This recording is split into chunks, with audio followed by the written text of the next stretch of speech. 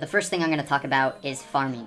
I know farming is kind of boring and time consuming, but it's just something you have to do in order to get richer. Some of the best things you can farm are black rock, pinballs, guy traps, and chandeliers. These are just 4 of the many things you can farm. If you're new to the game, you can try to farm sugarcane. I know it takes only about 4 hours for it to grow, and it doesn't give you a lot of gems, but you can work your way up to bigger and better. Black rock takes about 21 hours to grow, pinballs take about 2 days, guy traps take about 20 hours, and chandeliers take about 7.5 days.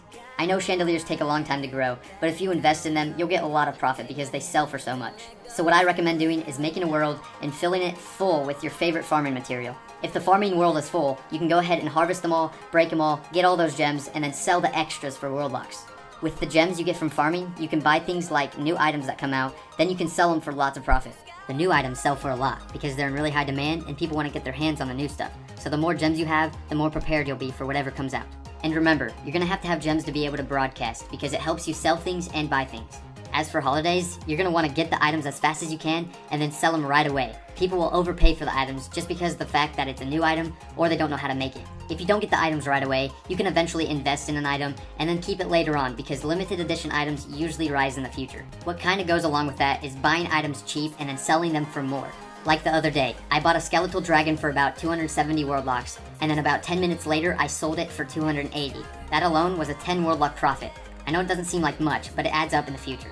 Doing this can be risky though, so make sure you know the prices of your items. The worlds I go to figure out the prices of items are Trade Queue and Honors. Making a shop can be a very good strategy in getting rich. I remember when I first started playing this game, that's the only thing I did was manage my shop. It's kind of like running your own business, trying to get anything you can to sell for the best price. Running a shop takes dedication and time, but the end result is worth it. If you're thinking about buying world locks with your gems, you probably shouldn't. Try to think to yourself, what could you buy inside the store that would get you more world locks for your gems? Let's take the city pack for example. Let's say you have 5,000 gems. You can only buy 2 world locks with that from inside the store. So if you were to buy a city pack, the ATM alone that comes with it is 3 world locks. You also get all the other items that come with the pack as well, so you can sell them for even more world locks. Getting rich is about strategy. Sometimes you have to think outside the box in order to get the most world locks. Mass producing is very good too, so try to find an item that people want the most, and then make a lot of it. And since the item is in high demand, you can then sell them pretty easily for a lot of world locks depending on how many you've made of the specific item. That's pretty much it for this video guys. I hope you got something out of it and learned something along the way. It all boils down to common sense, so try to think outside the box and earn the most world locks.